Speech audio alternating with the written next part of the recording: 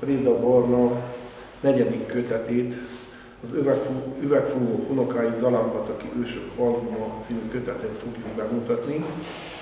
Barnának a 4. kötete, Préda Barna néprajzkutató Zalánpatakon, illetve Sepsiszentgyörgyön is él most már 2 laki, és hasonló nagy szeretettel köszöntjük körünkben dr. Péter Sándor nyugalmazott magyar tanárt, aki újságíró, lapalapító, könyvkiadó, civil szervezetek létrehozója és aktív tagja, most nyugdíjas korában is a Kovászna megyei Romániai Pedagógusok Szövetségének az elnöke.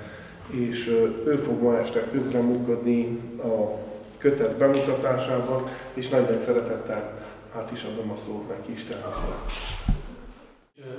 Nagy érdeklődéssel és szeretettel fogadtam el a meghívást, hogy eljöjjek Barótra, mert nekem Barót különleges hely. Amikor volt a kihelyezésünk az egyetemen, én ragaszkodtam Baróthoz. Jobb hely nem is volt akkor feltüntetve. Barót volt az előkelő hely, tehát ez azt jelenti most, hogy bölcsködjem, hogy nekem jó eredményem volt. Tehát Barótot megkaphattam. És egy titkot elárulok itt is, mert én ezt a titkot közhírré is tettem, hogy én annyi pedagógiát, metodikát, pszichológiát pedagógusként nem tanultam, mint Baróton 2,5 év alatt. Ragyogó tantestület volt akkor. Most is az van. Biztos, csak nem ismerem őket, de akkor az alatt a 2,5 év alatt megtanultam azt, hogy kell közösségben felelősségteljesen élni, hogy kell a diákokhoz viszonyulni, hogy kell a barátságokat kialakítani, és hogy kell dolgozni. Bölcsködésként mondom el, hogy nekem itt 4 tánccsoportom volt Baróton. Az iskolában 2, a kicsiknek és a nagyoknak. Itt volt egy a művelődési háznál és a Baróti bányán, a Köpeci bányánál. Meg kell mondanom, hogy olyan úr még sohasem tudtam lenni, mint akkor, mert Boros Árpád minden próba előtt mikróbusz küldött utánam az iskolához, akkor úgy vittek át a bányatelepre, amelyik akkor kisvárosnak tűnt, és amikor vége volt a próbának, ott állt Öcsi bácsi, úgy hívták a sofőrt. Öcsi bácsi, és hozott haza Barótra. De az eredménye megvolt, mert országos díjat is nyertünk a bányász fiatalokkal. Igaz, hogy az ő fizetésük körülbelül 4-szerese volt az én tanári fizetésemnek, de nem irigyeltem őket, mert olyan szorgalmasok voltak, hogy délután 3-kor még lent voltak nem tudom hány 100 méter mélyen, és 5 órakor már fent voltak a kultúrházba táncot próbálni. De én ezt azért mondom el, nem azért, hogy csökkentsem Préda Barnának a szerepét és a jelentőségét, sőt, oda akarok kiukadni, hogy abban a nagy örömben volt részem, hogy a baróti iskolásoknak a tanítása után engem úgy fogadott el Préda Barna, mint az ő tanítóját is. Szokta is emlegetni, hogy én voltam a mentora.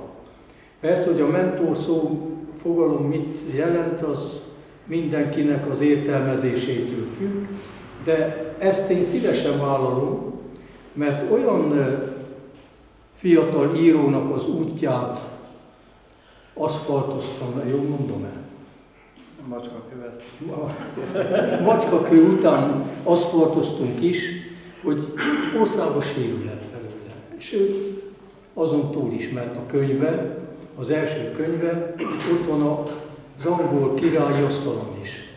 Tudniillik, az első könyvet, amelyben Zalánpatokot mutatja be, sikerült a mai királynak a jóvoltából lefordítatni angol nyelvre, és sok száz példányba a brit lordok kezébe is átadni.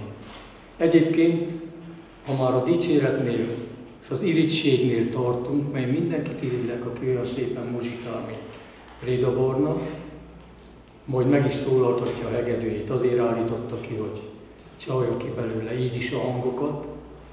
Tehát nem mindenki mondhatja el magáról, hogy a brit trónörökösnek, a mostani királynak a fülébe muzsikált, magyar muzsikát. És a szalánpatakiak énekeltek, főztek, vizet vittek, nem tudom, bort vittek-e, az volt a királynak. Pálinkát is vittek, és megitták. Most a 4. könyve.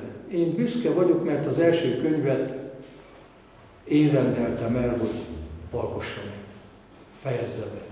Mert megírt valamit, most mondta el az autóba, hogy visszautasították, ahol nem szokták visszautasítani a szép írásokat, és ide adta nekem. Nem ismert, én se ismertem, csak hallomásból ismert ő engem, és bátorkodtam kiadásra javasolni az első könyvét is. Nem volt felesleges, mert az első kiadás, a kenyeret mondjak, vagy foszlós kalácsot. Melyik fogy hamarabb? Na, a 2 közül, amelyik hamarabb fogy, úgy fogyott el az első kötet is. 2 kiadást ért még meg, az angol nyelvű kiadások is elfogytak, úgy tudom. Most azt elmerem mondani, hogy talán nincs a világon még olyan település, amelyik arányaiban annyi irodalmi bemutatást kapott volna, mint Zalánpatak. Hát el lehet képzelni, 4 könyv már megjelent a Barni tollából 100 emberről. Mert általában olyan 100 ember lakta, volt amikor 250, volt amikor 80, most jelenleg 100 körül vannak, és ezeket Barni mind név szerint ismeri. És pontosan az írásainak ez az ereje, hogy belelátunk egy olyan falunak, egy olyan egy utcából álló közösségnek az lelki életébe is, nem csak a gürcöllő életébe, a lelki életében is, amelyik nem adta fel önmagát. Mert onnan kerültek ki, egyetemet végzettek, orvos is, ügyvéd is, ügyész is, prefektus is került ki onnan, mert a mai kormány megbízottunk, az még ott született Zalánpatakon, a szülei ott voltak pedagógusok. Tehát sok sőt, mondjam tovább, kiváló szakmabeliek. Olyan is akadt, aki a Malmot átalakította a villanyteleppé. Azt hiszem, a megyében nem is volt olyan kicsi falu, ahol Zalánpatak előtt felgyújt volna a villany. Olyan mozigépet szerkesztettek ők, hogy a környékről oda jártak mozit nézni, nem Szentgyőrre, hanem Zalánpatakra. Olyan zenekaruk volt, amelyiknek a határig híre volt. És valósággal versenyeztek a környező falvak, hogy szilveszterre ki tudja meghívni a Karácsony Zoltán féle zenekart, amelyiknek tagja volt Préda Jenő bácsi is, akiről beszéltünk. Akkor olyan színjátszó csoportjuk volt, amelyikkel körbejárták 2-3 széket, és mindenütt szívesen vendégül látták őket. Na most, hogyha ezekből a könyvekből visszajön valami a zalánpataki lélekből, akkor már Barninak nyert ügye van. És szerintem ő nem is hagyhatja abba a vájkálást a Zalánpatak múltjában és jelenében, amíg mindenki nem fogadja el, hogy Zalánpatak a világ közepe. Mert ha tényleg azt számítjuk, hogy hány neves ember, hány kiváló szakmunkás, hány zenész, hány más foglalatosságú került ki egy ilyen kicsi létszámú településről, akkor tényleg azt mondhatjuk, hogy a világon még nincs egy ilyen. Akkor miért ne legyen ez a világ közel? Nagyon örvendek, hogy ismét Baróton lehetünk. Hazajöhettem ugye Erdővidék szívébe, és különösen fontos nekem, akár könyvbemutatók szempontjából is, mert az életem első könyvbemutatója az Baróton volt, úgyhogy a könyvem még nem is volt megjelenve, éppen nyomdában volt és késett, de behalmoztuk a könyvbemutatót, és tanár úrral bemutattuk az Én falum Zalánpatak című könyvet, aminek a tanár úr volt a keresztapja. Ő adta a címét a könyvnek. Most a legutóbbi kötetemben segítségül hívtam más írókat is, akik a történelem folyamán újságcikkekben, folyóiratokban írtak Zalánpatakról. Úgyhogy egy rövid 50 oldalas előtanulmányon kívül, ami lényegében a mesteri diszertációnak egyik átírt változata, nagyon sok híres újságíró kutatónak az írása található meg a kötetben. A legkorábbi írás az 1827-ből van, és 1999 volt az utolsó dátum, ahol befejeztem az eddig megjelent újságcikkek buvárkodását, feldolgozását. Nekem nagy szenvedélyem a régi fotográfiáknak a felkutatása. Így találkoztunk Emilia néniékkel, ugye Zalánpataki elszármazottakkal, mert én Zalánpatakon bekopogtattam minden egyes házba, és digitalizáltuk a régi fényképeket 800-as évek végétől egészen a 60-as évek végéig, és a 10 év alatt összegyűlt most már több mint 2000 fotográfia Zalánpatak életéből, és ezek mellé, az újságcikkek mellé mellékeltem egy reprezentatív fotót. Hát, hogy a 2000 darab fotóból olyan szépen sikerült gazdálkodni, hogy megtörtént az, hogyha egy újságcikk egy adott személyről szól, akkor annak a személynek a fotográfiáját csatolhattam hozzá, vagy az adott tevékenységet, és így állt össze ez a könyv, és körülbelül 300 régi fotográfia tekinthető meg benne. Mondta a tanár úr, hogy biztos el fogok bőcsködni ezzel az Orosz Endrével. Hát inkább ilyen bocsánatkérésként hoztam el Orosz Endrének ezt a füzetét. Ez ma délelőtt került hozzám Zalánpatakon. Ő egy Zalánpatakon született amatőr képzőművész volt. Számomra csodálatos szobrokat, festményeket készített, aztán 6 éves kora után már elkerült Zalánpatakról, de mindig büszke volt arra, hogy Zalánpataki. Most hát Orosz Endre nem szerepel ebbe a könyvbe. Több éven keresztül kutattam az újságcikkeket, és nem találtam újságcikket Orosz Endréről. És ez a könyv arról szól, hogy minden lapjára, ez a füzet, minden lapjára bele van ragasztva egy újságcikk, amiben megjelent Orosz Endre. Tehát a kutatás az olyan, hogy tényleg tűt a szénakazalba, és soha nem lehet abba hagyni, soha nem lehet pontot tenni a végére, és most ez ilyen nagy hiányérzet számomra, és ezt fel fogom dolgozni, és egy külön kiadványban majd megjelentetjük. És itt leszünk. Igen. Már annyit kutattam Zalánpatakot, és mindig van kutatnivaló, látjuk Orosz Endre példáján, vagy ott vannak számomra nagyon érdekes, értékes néprajzi elemek.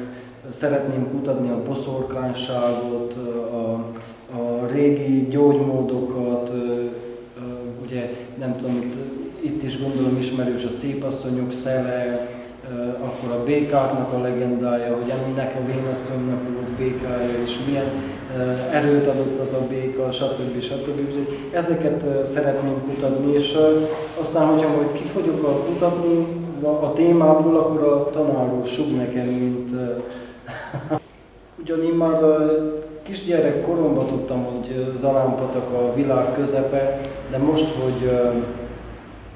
hogy nem most, hanem már 4. osztályos koromtól, ahogy elszakadtam Zalánpatakról, ugye az 5-et Nagybacomba végeztem, aztán a 6-12-t az Dénes Felsőlokon, az Árpád-házi Szent Erzsébet Római Katolikus Gimnáziumba, aztán jöttek az egyetemek, úgyhogy már nagyon rég el vagyok szakadva ilyen szinten Zalánpataktól, de annál közelebb érzem a szívemhez. És valahogy úgy vagyunk, ilyen kölcsönhatásban vagyunk Zalánpatakkal, azt érzem, hogy valamilyen szinten értetjük egymást. Mert az, hogy én most néprajzkutató vagyok, és az, hogy író vagyok, ez Zalánpataknak köszönhető. És nagyon-nagyon hálás vagyok ezért én a gondviselésnek, azért, hogy Zalánpatakra teremtett tényleg ebbe a csodavilágba, a különleges világba. Azt is, hogy ha kutatószemmel nézem, hogy egy szűzterepre teremtett engem, ugyan voltak elődeim, akik kutatták a falu történetet felszínesen, vagy ott volt Karácsony Zoli bácsi, akit joggal nevezhetek elődömnek, aki összeszedte azokat az üvegtárgyakat, amelyek megjelentek Zalánpatakról, de nem publikálták ezeket a kutatásokat, és akkor nekem megadatott ez a lehetőség, hogy mindezeket feldolgozhattam, módszeresen kutathattam, és ki is adhattam. Úgyhogy ezért nagyon hálás vagyok, és köszönöm Zalánpataknak is. Én olyan csodálatos embereket ismertem meg Zalánpatakon, és elsősorban idős embereket. Ugye Préda Jenő bácsiról nagyon sokat mesélünk, ő talán 17 éven keresztül volt az én mesterem, vagy nagytatám, ő is 28 éven át volt mellettem, de megemlíthetném Farkas Laci bácsit, vagy Karácsony Terészke nénit, Pistinét, tehát olyan csodálatos emberek voltak ezek, és annyi tudást sikerült magamba szívjak, és annyi szeretetet ezektől az emberektől. Ugye mentem, kopogtattam házról házba, és akkor mondták az unokák, hogy megint az öreg mondja hülyeséget, menjél, hallgassad, mert te szereted. És én tényleg órákon keresztül képes voltam ott ülni az idős emberek mellett, és hallgattam, és ittam a szavait. És beszélünk magyar kultúráról, vagy megemlékezünk a magyar kultúra napjáról. Én Zalánpatakon tanultam meg, hogy mi a magyar kultúra, amikor egy 4 osztályt végzett 90 annyi éves néni, Karácsony Terészke néni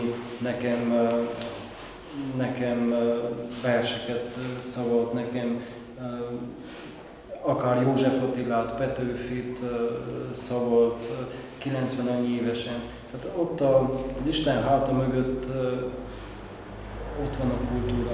Habár a tanár úr múltkor úgy fogalmazott, és nagyon tetszett nekem, hogy az ember, amikor Zalánpatakra készül, akkor azt hiszi, hogy az Isten háta mögé megy, és amikor megérkezik, csak akkor veszi észre, hogy ez valójában a világ közepe. És örülök annak is, amikor látom, hogy van értelme a munkámnak. Egyszer Karácsony Zolika hívott be, találkoztunk az úton, és azt mondja, na megkérlek szépen, most álljál meg és gyere be hozzám, mert ezt muszáj megmutassam. És bemegyek a házba, akkor még élt az édesanyja Ibike néni, Karácsony Ibike néni, és előmbe tette a könyvemet, az első könyvemet, amit én írtam, és na nézd meg anyám, hogy széjjelszette, a lapok hulltak ki a könyvből. Tehát annyira szerették, és annyira olvasták, hogy tényleg szétszedték. Aztán ott ajándékoztam egy új könyvet neki, hogy azt lapozzam. Úgyhogy én nagyon hálás vagyok a gondviselésnek, hogy erre vezette az utamat, erre a pályára, és ebből csodavilágba születhettem bele. Ilyen nagyszerű embereket ismerhettem meg, és hát szívembe zártam ezeket az embereket, és ott voltam, amikor kutatni kellett, és ők megnyíltak nekem, Lehet, hogy közben mondták, hogy na, Esmen itt van Józsinak az unokája, és megint konoltoskodik valami, mondjunk neki valamit, de annyira szívembe zártam, és ott voltam, és kutattam, és ott voltam a halálos ágyaknál is, és ott voltam a temetőbe is, amikor el kellett búcsúztatni őket. Úgyhogy nagyon szép utat futtunk be, és futunk be. Kodály Zoltán Csitár, alsó Csitáron, ez Szlovákiában van, lejegyezte a csitári hegyek alatt kezdetű népdalt, és Bartók Béla a 30-as években dolgozta zeneművé a Tavaszi szélvizet áraszt című népdalt. Ezt a két népdalt tartom én a legszebbnek a magyar népdalok közül. Ezeket én el szoktam énekeltetni. Most, ha valaki beült ide velünk szembe, az azt jelenti, hogy egy kicsit diáknak is érzi magát, visszaforgatja az időt legalább, és akkor lelkesebben tud énekelni. A másik dolog, amiért itt van a hegedű, az Dankó Pistához kötődik, a nevét gondolom mindenki tudja, most adták ki a Dankó Pista rádiónak a díjait, ugye? És pontosan azért indult a Dankó Pista rádió Budapesten, hogy ezeknek a daloknak helye legyen és idő legyen a meghallgatásukra és közvetítésükre. Ez is fontos évforduló, mert halálának az évfordulója ebben az esztendőben. Ugye az a Dankó Pista, aki körbejárta a világot, és az orosz cárnak is muzsikált, nem úgy, mint Barnia az angol királynak. Tehát ez a tiéd is legalább annyira mutatós, mint Dankó Pistának a cári bemutatkozása Szentpéterváron. És amikor elhangzott az a nóta, amit el fog Barni muzsikálni, a cár lehúzta gyémánt, arany, ezüst, bronz, vas, nem tudom milyen anyagokból álló gyűrűjét, és ráhúzta Dankó Pista ujjára.